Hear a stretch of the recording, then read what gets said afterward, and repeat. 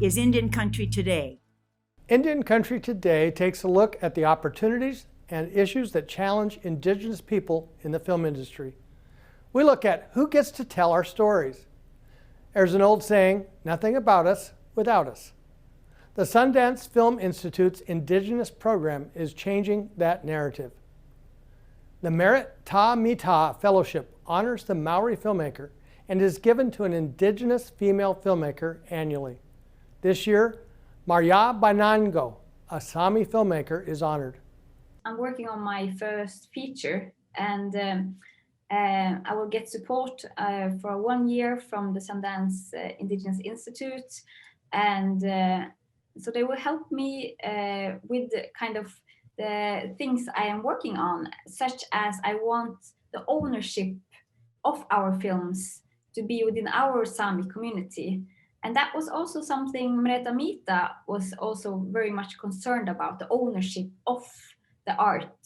So I'm quite inspired by her and like her determination for her work, for her community, the Maori people, the Indigenous community, because going new paths, you always have to like make new roads, and she did that a lot. And in a way, what I want to do with my first feature is that the ownership is within the Sami culture, because as many people know, the biggest producing companies in many of the areas where Indigenous people are is not Indigenous companies, but often like non-Indigenous. So the ownership goes to them. And that often kind of makes it a non-Indigenous production, and it does, of course, impacts the art, because as director and a scriptwriter, I always want to make the art the best. So I think the ownership will effectively affect the art. So it means quite a lot to me personally and with my feature. And I think I'm very, very honored. We are now developing the project, and it's called I Love My Gorohaji, which means I love my reindeer herder. It's set in Sápmi. It's about a young Sami boy who works as a reindeer herder, but he kind of has some struggles with his sexual identity, and he gets in like an inner conflict with his family, and he gets entangled in a kind of illegal setting because of he wants to hide his identity. So it's set in the reindeer herding community in the cold Arctic winters, and we worked in a previous film in the same area, like in the Arctic cold. Like I directed a short film called Nukchamat, The Tongues, and we shot it in the coldest winter months. So you can see pictures of that while we are directing in the cold. It was quite a nice experience, because the cold has like its own character also. And The Tongues is about a female that gets raped in a tundra in the storm, and she kind of faces the aftermath of that rape in the tundra. So the film, in a way, both of those films, The Tongues and I Love My Reindeer Herder, are in a way about toxic masculinity, but in different ways. The feature is about from a male perspective, and the short film, The Tongues, is more like artistic, but also from a female perspective. So those are very kind of intertwined, like storytelling wise, and how we want to shoot them. That was Buinango, this year's recipient of a Sundance Film Institute Fellowship. Held annually in Park City, Utah, this year's Sundance Film Festival, like everything else, went virtual. ICT reporter Vince Schilling was there. There are a lot of reasons to be excited for this year's Sundance Film Festival. Since Sundance occurs in Utah in winter, I took the advice of festival programmers to recreate the Sundance Film Festival experience in as much ways as possible. They say it's always freezing in Utah just before the films begin, so I thought I would stay outside for a couple hours and get nice and cold before I go and watch my next Sundance film, just to get the full effect. I also got my popcorn ready. Anybody else put hot sauce on their popcorn? Even though this year's Sundance was under a bit more constraint due to COVID-19 restrictions, festival creators embraced the online and virtual world and opened on January 28th with a plethora of films, documentaries, and film shorts programs. But what hit me most at Sundance was that every program, as well as the grand opening of the festival, began with a land acknowledgement to the Ute tribe, as well as to all Indigenous people. And I'd like to acknowledge the Ute tribal nation, the ancestral keepers of the land that Sundance calls home. The Sundance Film Festival had 7 short film programs, including animation, documentary, shorts, and film shorts. Each of the programs have an average of 8 films, and each program was under 3 hours. At the end of each program was also a Q&A section with the filmmaker. Sundance receives thousands of submissions each year, and they selected 50 to play in their 2021 festival. And yes, I watched all 50 short films. I was excited by my accomplishment, and I also reported my top 10 choices in my Native Nerd column. Among my favorite short films were Bombarak, about a father who takes his daughter on a delivery route for a day, Dear Philadelphia, which explores the lives of a tight-knit black community in Philadelphia, Lata, who is a 23-year-old domestic worker in an upper-class home in South Mumbai, Lizard, which follows a day in the life of Juwan, an 8-year-old girl in Lagos, Nigeria, and a hilariously unsettling experiment of kids working in a fictional business town called The Field Trip, and a gay slam poet's passion for her traditions in Hawaii called This Is the Way We Rise by Native Hawaiian director Sierra Lacey. I then dove into feature films and on Saturday joined the online world premiere of Wild Indian with Michael Greyeyes and Choske Spencer, which was directed by Lyle Mitchell Corbijn Jr., the story of 2 Native boys growing up on a reservation that make an impossible choice, and it turns ugly as both men search for their identity and a way to come to terms with their pasts. The toughest part about the feature films? Deciding what I should watch. I received hundreds of press announcements and had a huge list to pour over on the site. I also had the factor of time. The festival lasted until February 3rd, and I could only watch so many in a few days. I'm human after all. I watched 20 feature films, resulting in 70 films, including the short films, over the course of the festival. Not bad. Films that stick out to me are Rita Moreno, Just a Girl Who Decided to Go For It, a great film about the life of Puerto Rican actress who won the Oscar for her role in West Side Story. But little did I know the intensity and expansiveness of her career. I also loved The Blazing World, a gorgeously done film with fantastic cinematography and a script that walks a tightrope between horror and fantasy. Another standout feature was Judas and the Black Messiah, an incredible film by Shaka King about the story of the civil rights activist and Black Panthers leader, Fred Hampton. Amy Tan, an unintended memoir, was a beautiful feature film about the life of best-selling novelist Amy Tan, directed by the late Jamie Redford, a director with a pure heart and vision that I've had the honor to interview in the past. I also enjoyed Sundance virtually using an Oculus. It was incredible. After taking the tutorial, which included throwing virtual airplanes, a laser machine gun, and shaking hands with the happy dancing robot, I was able to access the virtual events, mixed with a virtual crowd, and more. There's a lot to be excited about in this year's Sundance, especially if you're Indigenous. In Virginia, Vincent Schilling, Indian Country Today. That was Vincent Schilling reporting on the Sundance Film Festival. When we come back, a Canadian filmmaker talks about the First Nations film industry and proposed legislation.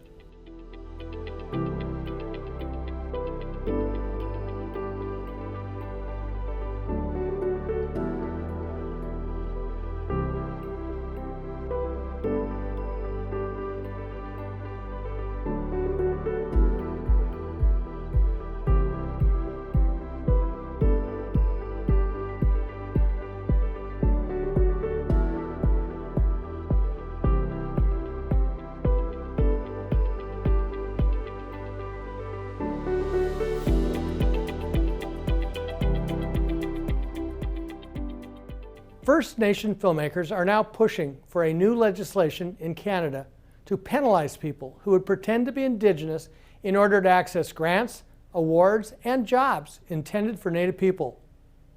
There's a long history of non-natives assuming a tribal identity.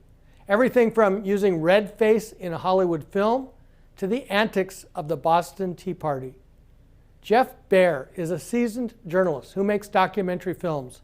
He's Maliseet, and one of his most recent films is From Petroglyphs to Pixels.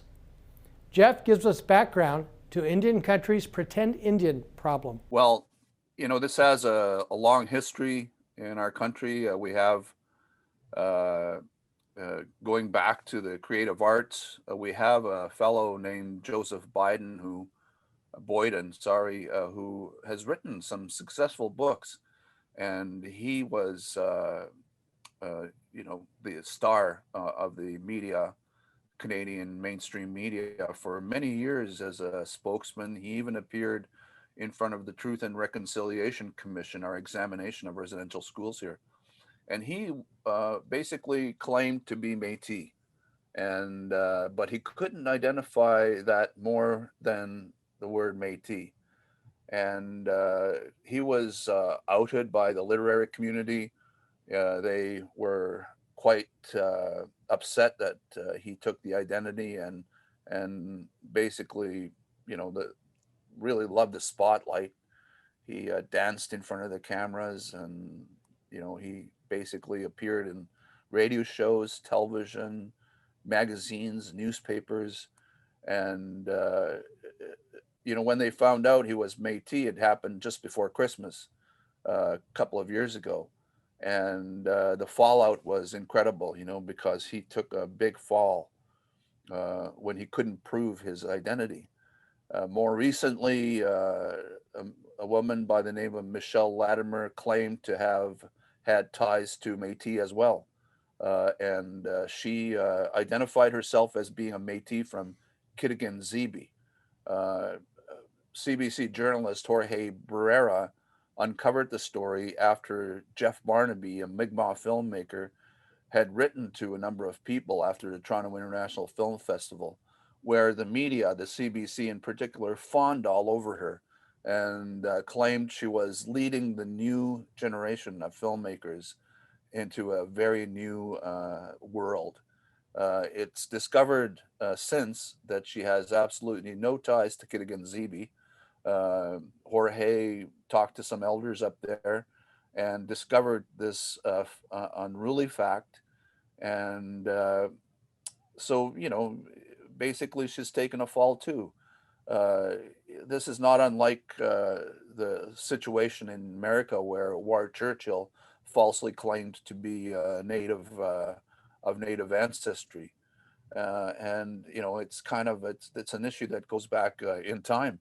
And even our people, Mark, our people had racially identified themselves as white because they had white phenotypes back in the day when assimilation was the big push, and racial inequality was just the thing of the day.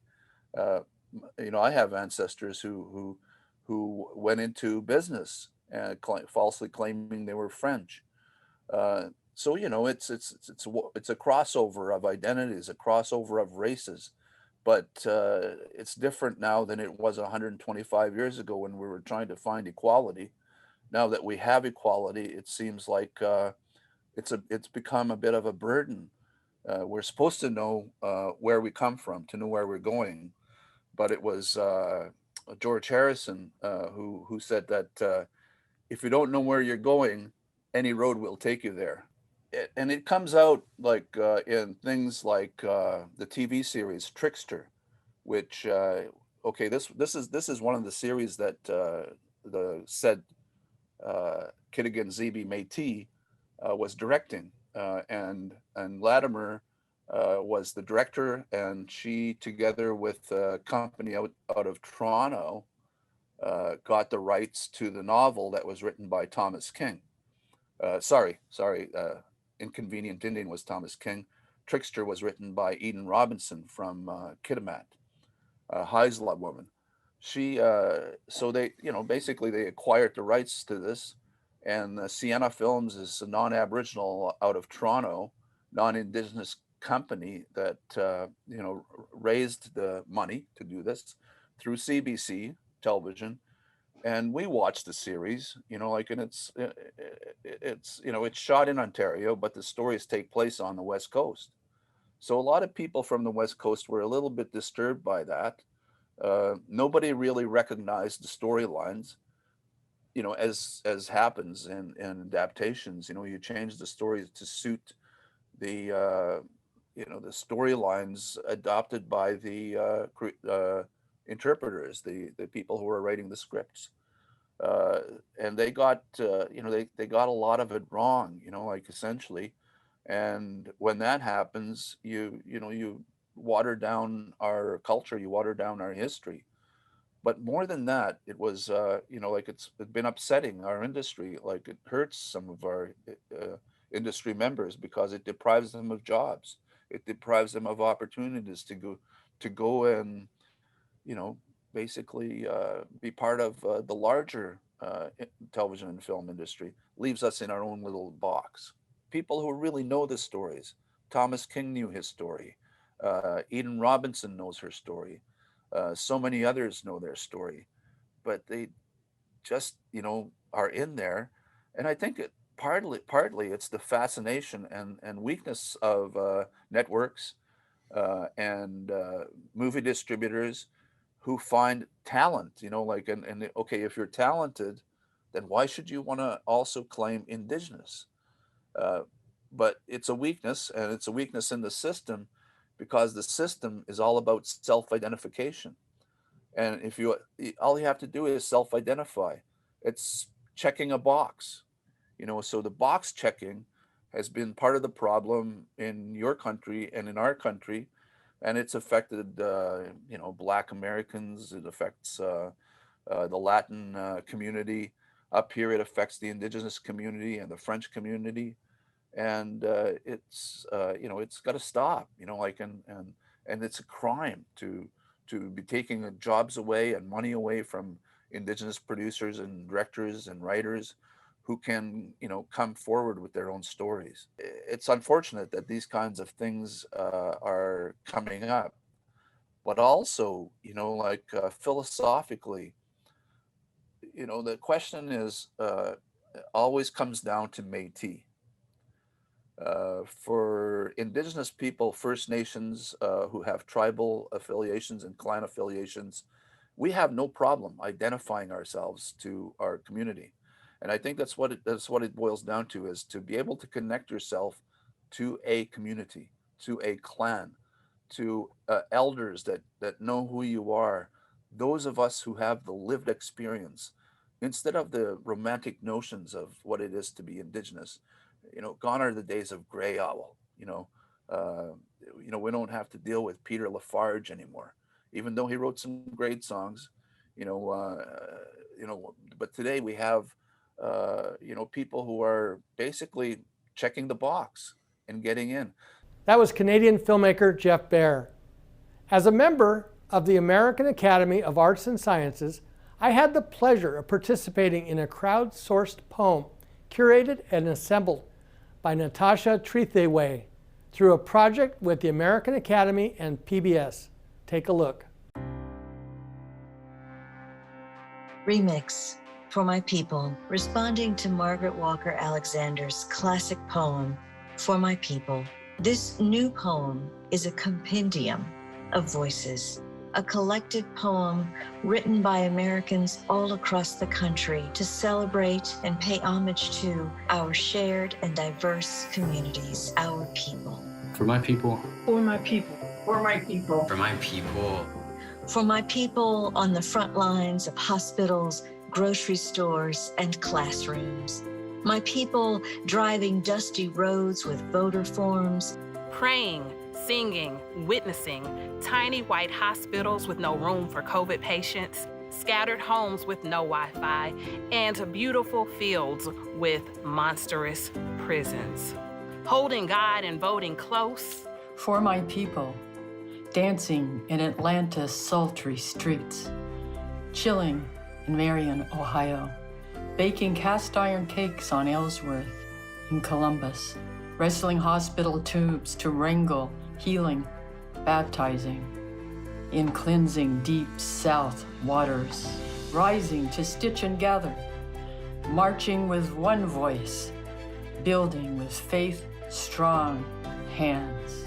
For my people, rolling along 1, 2, 3, past whispering pines and liberty, interrupted by hay bales and truck farms as the leaves orange, and purple light filters through the clouds and echoes in the redbuds, on the walk down Sloan to class, or the tavern to talk of poets and tomorrow. And people who hunch over desks, staring at screens, flickering and buzzing like neon. My people, waiting to laugh in a booth or grasp a hand, or for a reason to drive or a destination. For my people by rivers and lakes who have made cities home, where the Allegheny, Monongahela, and Ohio meet, 3 bodies deep, where the Mississippi courses through silt loam and tamaracks, where the memory of Lake Texcoco waves to Lake Michigan's constant horizon. For my people who sit at bedsides, a draft coming through the window, reading stories from pages turned years ago. My people who scrub floors on their knees with Ozic in their ears, who kiss boo-boos and slam fingers while dreaming of lifelines in the red-tinted darkness, bright eyes in the lamplight blinking in time, with the future coming down the tracks, echoing hollow in the divots between the ties. For all of us who find ourselves caught by a simple thing, the sight of a bird, tenderness, bare feet on cool cement, shade and water, and sitting close together. For my people who found connection in dingy bars, who built families out of nothing, and who loved against the law, dancing until the sun rises. Fighting the good fight, lending their voices, demanding love, peace, change, justice, joy, and liberation. Their fists high in the sky for my people. Be they weak or be they strong, whose feet blister and arms ache from carrying the burdens of ancestors. For my people, sick and tired of being sick and tired, yet rising day upon day. For the mothers who buried their children, for the fallen, for every hoodie, chokehold, botched arrest, wrong knock, back shot. My people, ready for the revolution.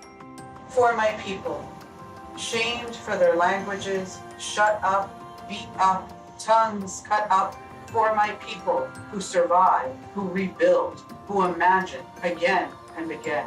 For my people who rise up and create through the heaviness, who sing the Jibaro songs and toil day in and day out. For my people, the kids called gringo in one home, but illegal and unwanted in the other. Who understand 2 cultures, those who knew as soon as they could read what payments and taxes are, who know being bilingual is an asset, but are afraid to be harassed speaking Spanish in a store. My people with a foot in 2 worlds who created their own culture.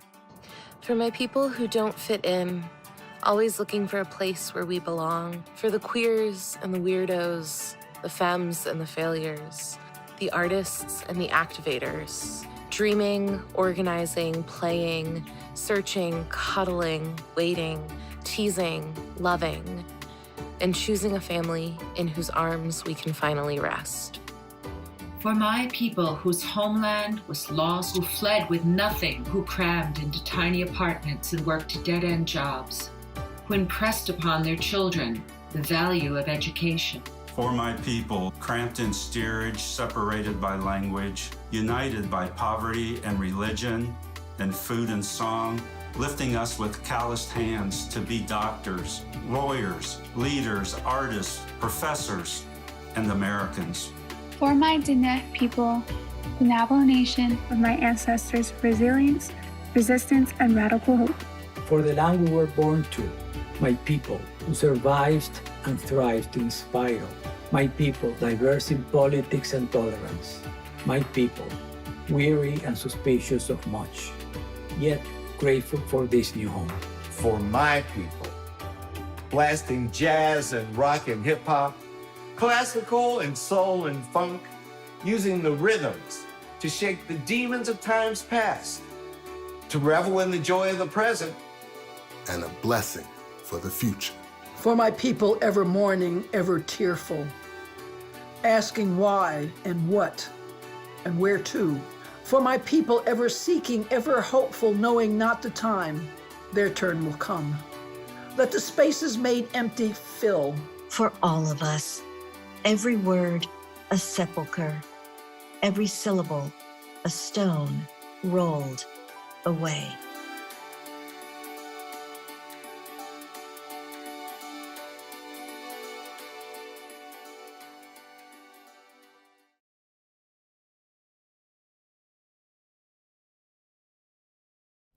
Thanks for joining us.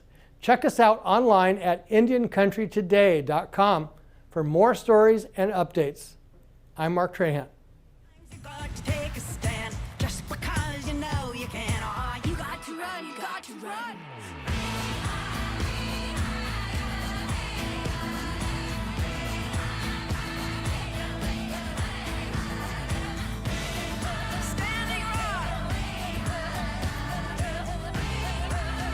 Indian Country Today is recorded at the Phoenix Indian School Visitor Center in Phoenix, Arizona.